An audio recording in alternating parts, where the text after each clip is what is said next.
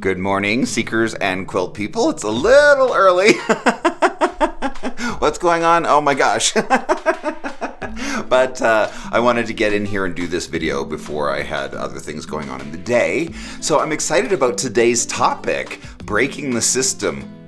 Oh, okay, we're gonna what? We are going to break the system. But then that calls out, like, what is the system? Because the system that we have set up in this world right now is very much a fear-based system, isn't it? And you don't end a abusive relationship by being a part of it or by being, in it. You can't fix an abusive relationship while being in it, right? You end it. You sever yourself from it. You step away, right, to create new boundaries and new rules for yourself, right? So if we know that the system is very much tied to kind of this idea of fear and oppression, right? Like, that's just the world we live in. Turn on the news, right? Like, how do we, first of all, address that for the betterment of man? Well, where I am in my work right now is really calling out the fact that we don't change the system by participating in it. We change the system by stepping out of it, by stepping away from it, by no longer being involved with or giving energy to the system. And the system requires what? Fear and anger. Does it not? Does our system not rely on us all being in fear or being angry? It does, very much so, because the system we have set up right now functions from behind the lens of the ego, functions from behind the idea of good and bad and right and wrong. Even our highest pillars of thinking in our Western world, be religion or, other established ideas that have been around forever, require good and bad and right and wrong and good and evil, right? Like, that's the whole system. But how's that working out for us? Are we happy when we're engaged in, campaigns of rage and anger and frustration? No. And yet that's what the system requires. So how do we break the system? Well, first and foremost, you step out of it. You step away from participating in the anger and the angst and the fear and the trauma and all of that just generationally keeps compounding. What's your energy footprint? Are you, at the end of your life, going to look back and say, oh, I healed those around me, or did I damage those around me? It's a tricky thing, but not impossible. Not impossible when you recognize that how we end the war that we're all living in, turn on the news, how we end that war is by dropping our weapons. It has to start with me. It has to start somewhere, and it has to start with me. I am the only one that I can change. I cannot affect change in the world, right, until I affect change within myself. Our anger and our frustration, even justified so, does only one thing, which is to bring more chaos into the world, right? Which is the system that we're in, is just of chaos. So when we recognize that I can't fix the abusive relationship by being in it, I need to step out of the system. I need to do something different for myself. But imagine if we found a way where millions and millions and millions of people could think the same thing and could essentially break the system by not participating in it. One of the greatest things I have learned from moving up here into the middle of nowhere, into the middle of the woods, is how just doing that is kind of an act of rebellion, right? Like, My husband and I, we do not participate in the news cycle, in that whole gig, that whole frustration, that whole angst, that whole way of, depending on what side of the aisle that you're in, you're seeing other humans as the enemy. If you are seeing anybody else on this planet as the enemy, you are part of the problem. I mean, but look at my old videos. Go back. Look at how much justified anger I had within me in like my very first videos. Like, oh my gosh. But it's been a slow and steady like climb for me out of the system, right? To begin to gain some control on myself so that no matter what's going on in the world, it doesn't trigger me. It doesn't bother me. In fact, I can look at it with love and say, yes, this is what we're supposed to be doing, right? Because why? Because I found that level of trust within myself to say that I don't know anything and to look at the world that God created and hold judgment on that is to hold judgment on God's creation, right? And so you can't find fault in what is without participating in the ego. You cannot see others as the problem that you yourself need to fix without getting deeply involved in your ego.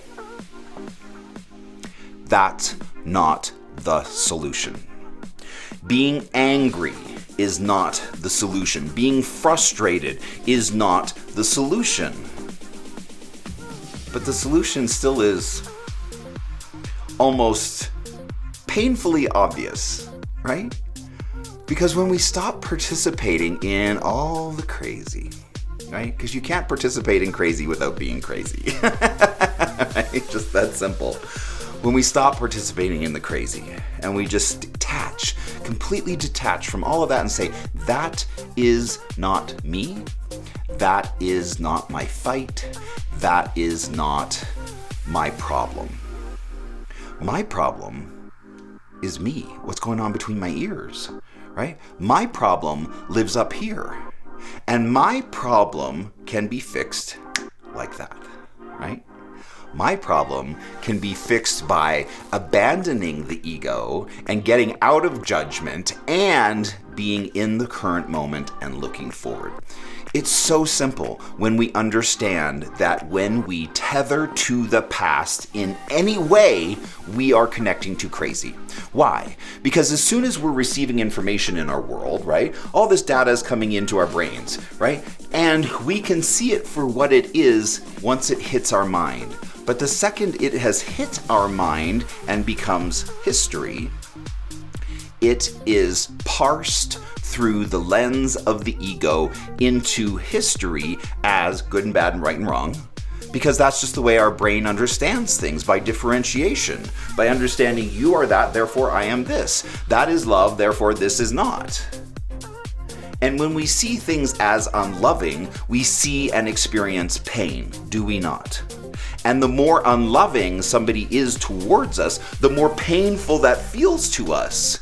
And so we just automatically want to fight back against that, rather than seeing whoever is being loveless as them needing healing. Right there. Right there is how you break the system. You stop seeing others as the problem and stop seeing others as evil or as wrong, but rather as maybe people who need healing. Maybe people who need elevating in their thought process. And again, people can only evolve when they are bathed in nothing but love, right? To encourage them in their evolution. But when you're attacking them, when we're attacking others, there is no chance for healing. When we are bringing what we think we know from the past into the now, we are hurting others, we are hurting ourselves. There's just chaos and damage everywhere. So if we know that we can't participate in anger or frustration against our fellow humans, right?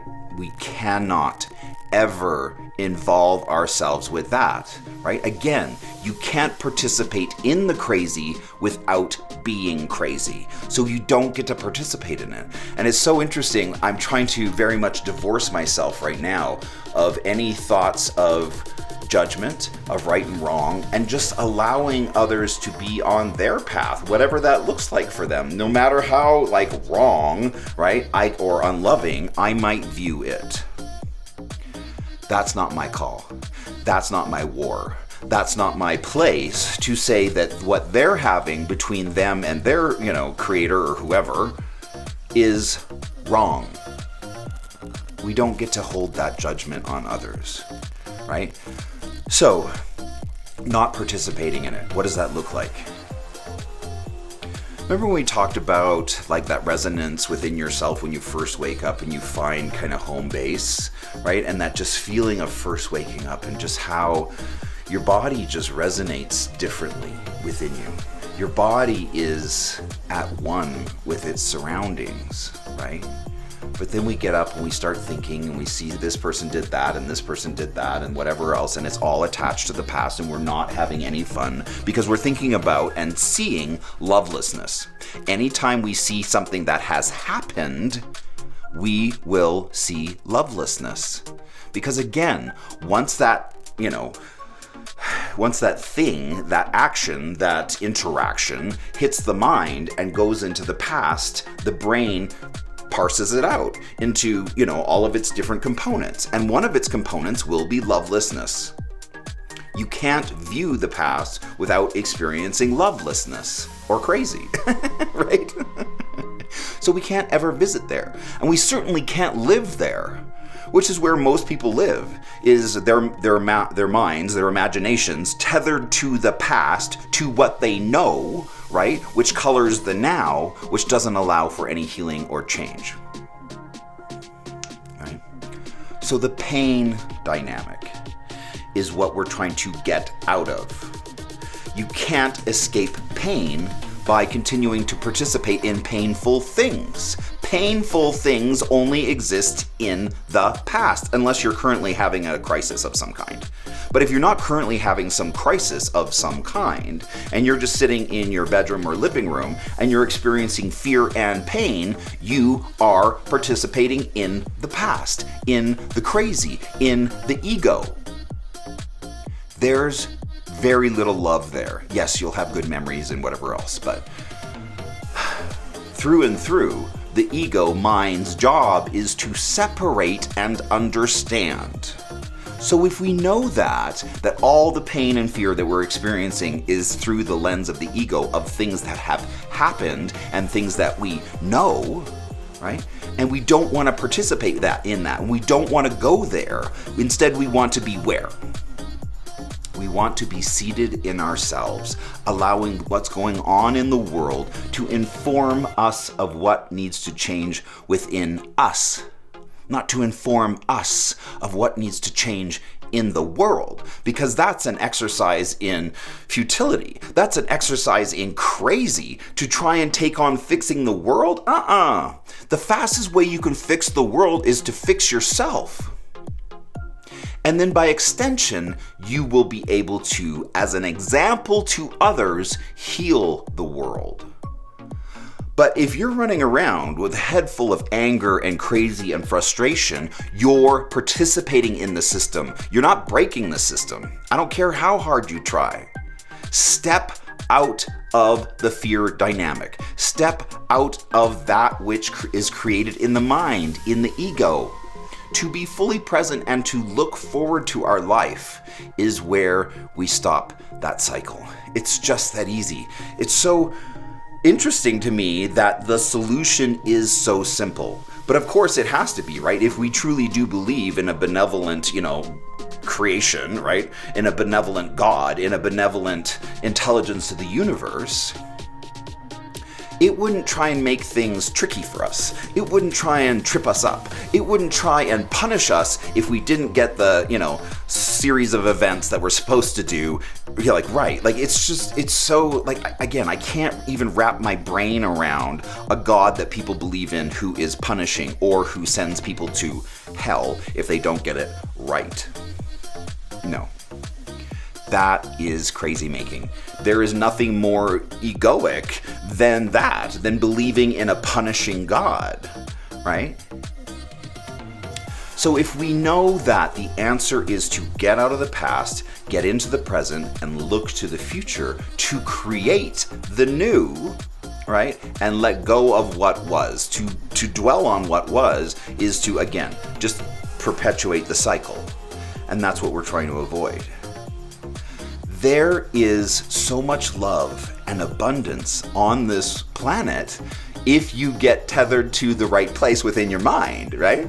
But you can't do it while you're looking, like you can't drive the car forward while looking in the rearview mirror. Like it's just bound to be painful and not work out very well, right?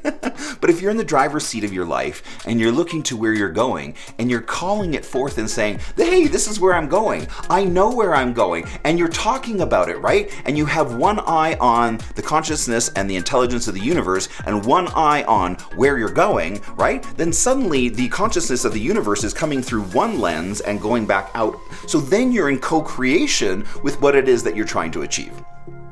That's power. That's love. And that will fill you up with so much joy and energy because you can't talk about what you're excited about that's coming up without lighting yourself up, right? What are you looking forward to? What are you creating in your life? How are you being a part of the answer? Right? Because that's where your joy lies, is in being of benefit and of service to your fellow humans. But you can't do that from behind the lens of the ego, right? And expect good results. But you can do it from behind the lens of abundance, which you will always see when you're staring into the future, when you're creating your future, when you're talking about what's coming up and what you're excited about. I'm so thrilled for my own process because like I was talking about before, if I ever get in a bad mood or like I'm really struggling, I can fix it immediately because I know what the problem is. The problem is always and forever that your imagination is tethering to the past and causing you pain. Your imagination is co-opting your ego to harm you. We can stop doing that immediately once we learn how to live in the present moment and look forward to and create what we got coming up in our lives, right? It's so simple. To end the war and end the duality, you just have to get present to what is and join the unity, right, of spirit, which is found there. Ending the duality, the good, the bad, the right, the wrong, ego, complex, can only be achieved by being truly present to where you are, right? And it's when you're in that headspace, not tethered to anything that was, not having your mind pretend to know something from the past and bring that knowing into the now. Because when you adopt that, you're adopting the ego, you're adopting chaos, right? And so to let go of everything you know and be truly open to like the day and what it has to offer you and ending the duality of the mind, but rather to step into the present moment and find unity and abundance. It's just a matter of switching out the lens, right? From the ego lens, right, to the love lens. And the love lens is found, right, like we've been talking about so much, when you are, using your imagination appropriately. You're not using your imagination to harm you from the past, but you're using your imagination to create what you want in life. How much power is there? You're like, there's so much. And I've kind of discovered my new North Star, right? Before, remember I had the North Star of joy and I just wanted to stop being in pain. I just wanted to stop being suicidal. Go back and watch my videos of how troubled and suicidal I was for so long. But being able to now understand how to correctly, harness my imagination to create, right, something that's coming up in the future that I can always light myself up no matter what's going on in the world. That's such a game changer, to find my new North Star and say, okay, all of my decisions have to live in service to my North Star, which is now elevating the consciousness of man. We are running out of time. When a biosphere starts to break down, it doesn't go slowly, right? It starts to go chip, chip, chip away and then just drops, right? Because you just need one thing to collapse, like the bees, and the whole, like, there's no food. Like, it doesn't happen gently. So we have to, in order to, like, survive ourselves, get to a more loving place where we are living in conjunction with one another and the planet. My new North Star is helping to evolve the consciousness of man. I can't do that from a place of anger. I can't do that when I'm running around the world seeing things as wrong, right? And participating in my own crazy, my own justified anger, my own way to attack people and bring more chaos. That's what we're trying to end. And it has to start with me. It has to start with me ending my own personal chaos in order to affect any kind of change in the world. So how do I do that? You just install the lens of love. It's that simple. You stop participating in what was. You get into the now and only focus on creating what's yet to come. Because what's yet to come is, endlessly exciting and endless, like, there's just endless possibilities there of what we can do with a future that people are no longer running around attacking one another, but they're running around helping one another because they no longer see other humans as the enemy. We're not going to survive ourselves if we keep that up. If we keep just attacking each other and, participating in tribalism where this group is against that group, we're just going to kill each other. We or the planet will kill us off if we don't, return to love and help heal our, biosphere, our, system that we have here on Earth, right? It's go time, folks. We don't have much more time to just sit by and go, oh, well, let's see what happens. We need to start healing one another, and we need to start healing the planet. And that can only be done when we ourselves step out of the war. End the war. Put down your weapons. End the war. It's time for us each individually to say no more. No more. I will not be mad. I will not be angry. I will not participate in the system because why? Because the system has to break. The system has to end. This system of the ego that the whole world is built up on right now has to end. It's really interesting when you start to divorce yourself from attack thoughts, from seeing other humans as wrong, but rather seeing them, if they're acting appropriately, as just someone who needs more love, someone who needs more attention, someone who needs a way out of their personal hell, which is their own ego. That's what I love about this work, is that when you are able to get to that place and light yourself up and stay lit up 24/7, because with enough practice that is totally possible. And I'm finding ways to get through my day where I am in the present moment endlessly. I am always present to what the world has to offer me today without judgment. It's existence without resistance. It's adopting that vibration of yourself when you first wake up in the morning and understanding that that is home base and trying to hold on to that throughout the day, right? And just be grateful for what you have and always looking forward to what you're creating, what you're co-creating with the intelligence of the universe. There is so much power there, right? When you just stop participating in lack and stop participating in the ego and stop participating in what happened, anytime you're thinking about what happened, you will experience pain. Don't do that.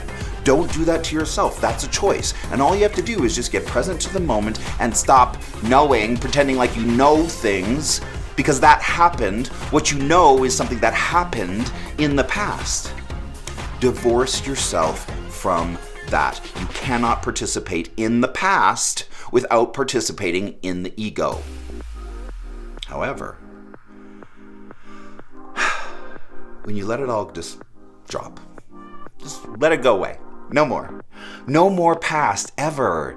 It's in my book, Foreign to Me, that I really saw it. Because again, when I'm writing, I don't really write my books. I channel them. And I say that because, what I'm seeing, what I'm receiving is information that comes out onto the screen that I'm learning from, right? And so when that happens, it's like I'm watching a movie, right? And I'm just taking notes of what's going on in my mind, right?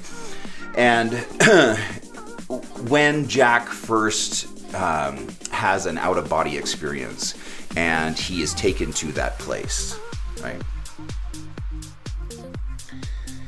He has the opportunity to be taught by a very powerful shaman what it's like to sever ourselves from the past. And the way that it's described in the book is that there's like an extension cord that's attached to the base of his skull, and the shaman comes along and detaches it and severs him from any association to the past, which liberates him from the past, right? Which is why I originally came in here all those many months ago, is to liberate myself from the past. Oh, it just turns out you just got to get present. It's just that simple, right? To get present to what is, with no association of coloration or coloration from the past. It is gone. That is all illusion. That is all crazy. And to participate in it, knowingly so, is harming you, and you don't have to. You simply don't have to. One of the experiences with my books was extremely painful. Like nobody in my life, in my inner circle, showed any enthusiasm. Nobody read my book, other than my sister. My husband eventually did read it after I asked him. But nobody showed up in my life, in my world. From my Christmas card list, there was no one. And that was extremely painful. And months went by and more months went by, and I kept hoping that maybe I could have someone in my life to talk to about my books. And it never happened. I still to this day have never had a single close friend read my book, my story, the story of what I survived, the story of what I went through. They just, I don't know if they found maybe the material difficult, they just didn't want to know, they were afraid that the book was going to be bad and they didn't want to hurt my feelings. There's all those things that go on there. But still, the fact that nobody showed up other than my sister was just super painful. Super painful. Super painful. And I could live with that in the past, right? Nobody read my book. None of my friends. None of my friends from my Christmas card list, none of my friends from my special friends group that we've had for decades. Nobody had any interest. And again, I could let that be super painful. I could let that color my today, right? Or there's other ways of dealing with that. Okay, so maybe they're not the group that's going to, lift my spirits and give me encouragement and tell me to keep going and be able to talk to me about what's going on with me and my life and my process and all that. No, it just wasn't available. It just wasn't available. And so, what do we do with that? You don't participate in it. You don't think about it. It has nothing to do with you. It has nothing to do with me. They're just having their own thing and I'm having my own thing, and we're just, all coexisting. But when I take that information, right, of readership, of people who are going to be involved in my book, in, the company that's reviewing it right now, I can be endlessly excited when I'm looking forward. When I'm looking forward to what's going to happen with my books, right? There's so much opportunity there, and there's so much opportunity for me to make it so by calling it into creation, right? Because again, when I have one eye on God and one eye on the future, right? There's a whole lot of God coming through to the future, right? In that way, sometimes I worry I'm starting to sound like a Christian. Which is fine too, because even my stance on that has evolved. When I look at any of these painful things, whether it's my friends not really showing up for me, or whether it's Christianity, or all these things that I could have so much pain attached to, could I not? I could have so much pain associated with what happened, but I'm choosing not to do that anymore. Because I don't want to participate in the world's problems. I want to participate in the world's solution. Right?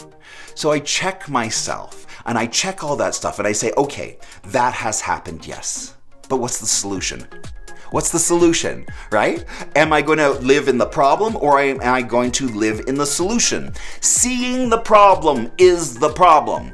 Seeing the solution is the solution. So where are you going to tether your mind? To things that have happened, to things that are super painful to you, or are you going to light yourself up and move forward with excitement over what has yet to come in what you are creating, right? What are you looking forward to? Live there. Live there endlessly, right? Seated in self, knowing that the whole world, like this whole show that's going on around you, only serves to inform you of where your work is. Anyways, that's where we are today. Thank you so much, and I will see you next time. Bye.